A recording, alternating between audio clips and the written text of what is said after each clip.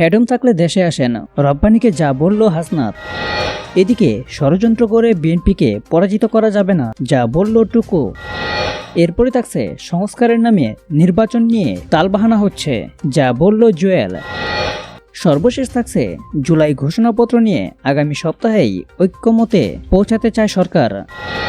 শুরুতেই থাকছে হেডম থাকলে দেশে আসেন, রব্বানীকে যা বলল হাসনাত। বৈষম্য বিরোধী ছাত্র আন্দোলনের আহ্বায়ক হাসনাত আব্দুল্লাহর করা ফেসবুক পোস্টে কমেন্ট করেছেন নিষিদ্ধ সংগঠন ছাত্রলীগ থেকে সরিয়ে দেওয়া সাবেক সাধারণ সম্পাদক গোলাম রাব্বানী। আওয়ামী লীগের নেতাকর্মীদের বিচার চেয়ে এই পোস্ট করেন হাসনাত। বুধবার 29 জানুয়ারি ওই পোস্টে গোলাম রাব্বানী হাসনাতের বিচার করা জরুরি বলে কমেন্ট করেন। সেই পোস্টের কমেন্ট গোলাম রাব্বানী লিখেন, ম্যাটিকুলাসলি ডিজাইনের ষড়যন্ত্রের অবিচ্ছেদী অংশ হিসেবে দেশকে পাকি বীর্যের উত্তরাধিকারীদের হাতে তুলে দিয়ে চরম অরাজকতা নিরাপত্তাহীনতায় ঠেলে দেওয়ার জন্য সবার আগে তোমাদের বিচার করা জরুরি। জবাবে হাসনাত লিখেন, গোলাম রাব্বানী দেশে আসেন, দেশে এসে বিচার করেন, হেডম থাকলে আসেন। হাসনাতের কমেন্টে 5,000-এর বেশি রিয়াক্ট পড়েছে, আর মূল পোস্টে রিয়াক্ট পড়েছে 76,000-এর বেশি। হাসনাত ও রাব্বানীর কমেন্টের নিচে তাদের অনুসারীরা 167-টির বেশি কমেন্ট করেন। হাসনাত তার মূল পোস্টে লিখেন, রন্ধে রন্ধে সুশীলতা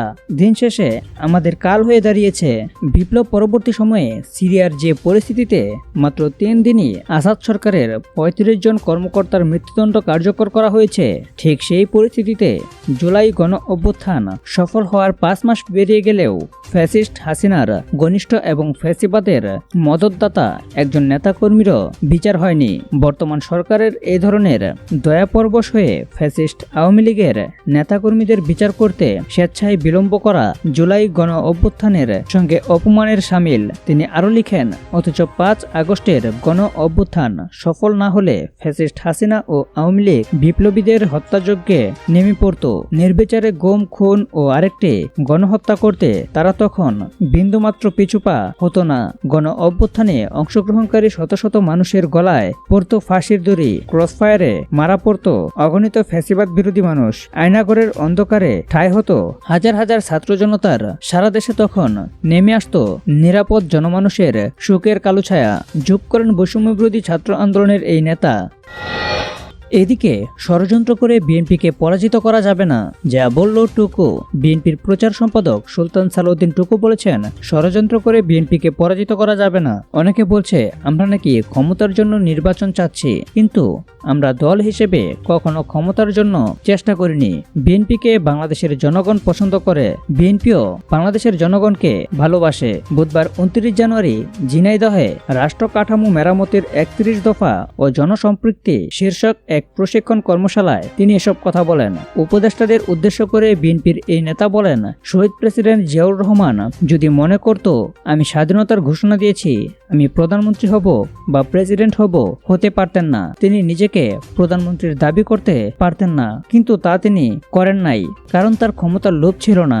90-এ যারা ছাত্র আন্দোলনে ছিল তারা ক্ষমতার দাবি করে নাই, কিন্তু আপনাদের ক্ষমতার লোভ এটা কিন্তু বাংলাদেশের জনগণ ভালোভাবে নিচ্ছে না। এরপরে থাকছে সংস্কারের নামে নির্বাচন নিয়ে তালবাহানা হচ্ছে, যা বলল জুয়েল। ঢাকা মহানগর উত্তর যুবদলের আহ্বায়ক শরীফ উদ্দিন জুয়েল বলেছেন, সংস্কারের নাম করে নির্বাচন পেছানোর চেষ্টা চলছে। অন্তর্বর্তী সরকার যে সংস্কারের কথা বলছেন তা অনেক সময় সাপেক্ষের বিষয়। আজ জনমনে প্রশ্ন দেখা দিয়েছে, আদৌ কি সংস্কারের নামে নির্বাচন নিয়ে তালবাহানা করছেন না, নাকি অন্য কোনো উদ্দেশ্য আছে? বুধবার 29 জানুয়ারি বিকেলে রাজধানীর মহাখালীর আমতলী মাঠে বনানী থানার 20 নং ওয়ার্ড যুবদলের কর্মী সভায় প্রধান অতিথির বক্তব্যে তিনি এসব কথা বলেন। এতে প্রধান বক্তা হিসেবে উপস্থিত ছিলেন ঢাকা মহানগর উত্তর যুবদলের সদস্য সচিব সাজ্জাদুল মিরাজ। সর্বশেষ থাকছে জুলাই ঘোষণাপত্র নিয়ে আগামী সপ্তাহেই ঐক্যমতে পৌঁছাতে চায় সরকার। শীঘ্রই জুলাই ঘোষণাপত্রের ব্যাপারে রাজনৈতিক ঐক্যমত সৃষ্টির আশাবাদ ব্যক্ত করেছেন অন্তর্বর্তী সরকারের প্রধান উপদেষ্টা ডক্টর মোহাম্মদ ইউনূস। সম্প্রতি সুইজারল্যান্ডের দাভোসে ওয়ার্ল্ড ইকোনমিক ফোরামে সম্মেলনে জুলাই ঘোষণাপত্র চূড়ান্তকরণ প্রসঙ্গে বিভিন্ন দেশের গুরুত্বপূর্ণ ব্যক্তিদের সঙ্গে আলাপকালে তিনি এসব কথা বলেন। সে অনুযায়ী আগামী সপ্তাহেই জুলাই ঘোষণাপত্র নিয়ে রাজনৈতিক রাজনৈতিকভাবে ঐক্যমতে পৌঁছানোর ব্যাপারে আশা করছে সরকার। বুধবার 29 জানুয়ারি রাজধানীর বেইলি রোডে ফরেন সার্ভিস একাডেমিতে প্রধান উপদেষ্টার প্রেস উইং আয়োজিত ব্রিফিংয়ে জুলাই ঘোষণাপত্রের ব্যাপারে সর্বশেষ অগ্রগতি সম্পর্কে জানতে চাইলে এ কথা জানান deputy press secretary Abul Kalam Azad Majumdar. তিনি বলেন, ফেব্রুয়ারির প্রথম সপ্তাহের মধ্যেই রাজনৈতিকভাবে ঐক্যমত পৌঁছানোর আশা করছে সরকার। প্রসঙ্গত গত 31 ডিসেম্বর কেন্দ্রীয় শহীদ মিনারে জুলাই সনদ ঘোষণা করতে চেয়েছিল জুলাই গণ অভ্যুত্থানের নেতৃত্বদানকারী সংগঠন বৈষম্য বিরোধী ছাত্র আন্দোলন ও তাদের সমর্থন পুষ্ট জাতীয় নাগরিক কমিটি।